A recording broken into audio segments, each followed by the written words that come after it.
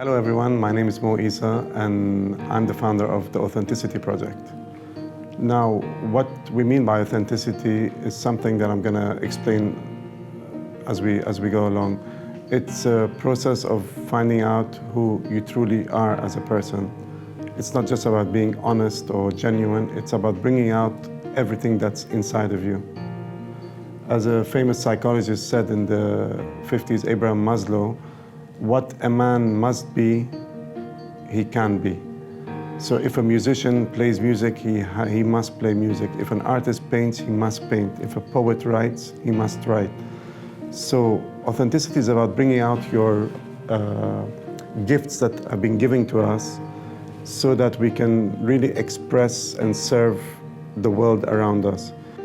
I generally followed the path of success that was laid down to me by my father and my forefathers, which was to work hard, make money, have a good family, achieve a lot of things, and enjoy the money that you make.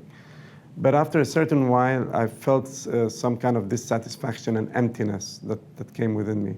And that was compounded more by two incidents that happened to me. A near fatal death of my nephew, and luckily he survived. And also the bankruptcy of my company, we were overstretched with the banks and we nearly went bankrupt. So these two things combined and sort of made my life very difficult, and I was going through a tough period, having panic attacks and going on to antidepressants. However, I fought that and I started asking myself more questions and really reading, trying to understand myself, reflecting on what life is all about. In 1 year, I spent one whole year reading about 200 books, and I started really understanding how this whole world works out for me. And I found a simple formula for me, which was that I was a spiritual being having a human experience rather than the other way around.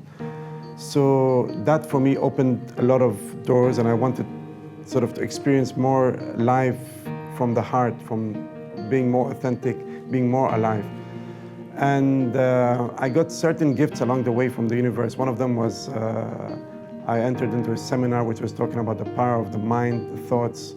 And for me, it was a revelation because I never knew what we can do with our minds.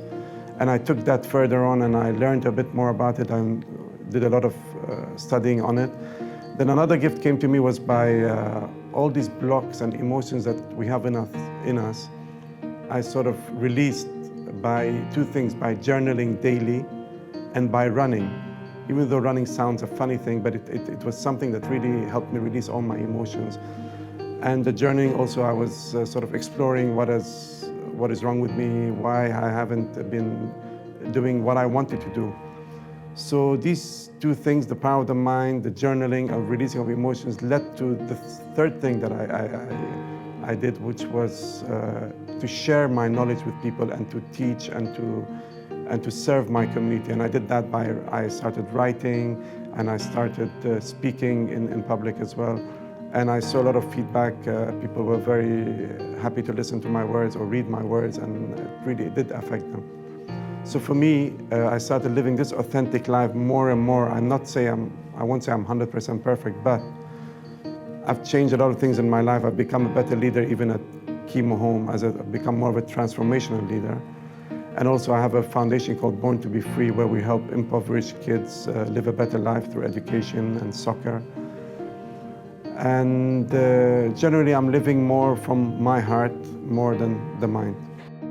The kind of things that we look for in authenticity is people who are, I wouldn't say smiling or jumping around and living a life, but they are people who are living in action.